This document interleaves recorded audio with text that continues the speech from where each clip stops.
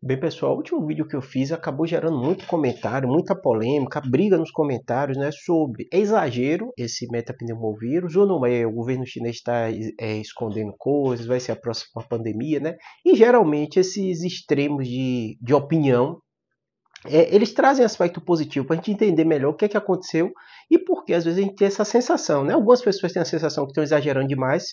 Toda a imprensa internacional falou do metapneumovírus, no Brasil também, mas lá fora foi muito forte, Estados Unidos, Europa, né? Todo mundo muito preocupado com isso, né? A Índia também tem muita informação sobre isso, né? Eu vou explicar para vocês o que está acontecendo de verdade, né? Vamos lá para a gente entender. A gente tem que entender que no contexto histórico a gente passou pela maior pandemia que a gente já viu, com redução da expectativa de vida da população, todo mundo perdeu muita gente, né? E isso tem 5 anos, então está muito fresco na nossa memória. Né? Então é muito esperado que qualquer alta de vírus no país semelhante, que foi a China onde começou o Covid, né? Que é um país fechado, que não tem informação, gere uma série de notícias. Então, o aspecto em si de ter um vírus, que esse nome, metapneumovírus, como eu falei para vocês em todos os vídeos, não é uma coisa recente. Há mais de 2 décadas a gente sabe que esse vírus existe. Mas não está no noticiário do dia a dia. Ninguém vai no emergência, você tem metapneumovírus. É diferente da influenza, que já tem vacina, tem tratamento. Do vírus social respiratório. Então, realmente é uma palavra que, por mais que o vírus não seja novo, é uma palavra nova no nosso vocabulário de vírus. Né? A gente sempre colocava grande classificação de virose e não entrava em detalhe, até porque ele não era tão relevante. E realmente ele passou a ser relevante na China. Então, daí é sim relevante e importante falar sobre ele. Né? O outro aspecto, né, que é natural e comum de acontecer depois do que a gente viu na pandemia, existiram falhas. A primeira falha foi de comunicação.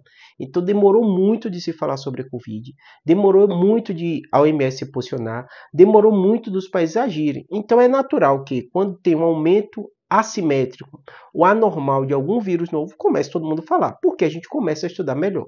E por mais que a gente saiba do metapneumovírus há 2 décadas, não tem vacina, não tem protocolo, não tem tratamento específico. Então, a partir do momento que você tem uma doença de vias aéreas respiratórias, que pega muita gente, que destaca num país populoso como a China, como a Índia, é super esperado que o mundo comente sobre isso. Né?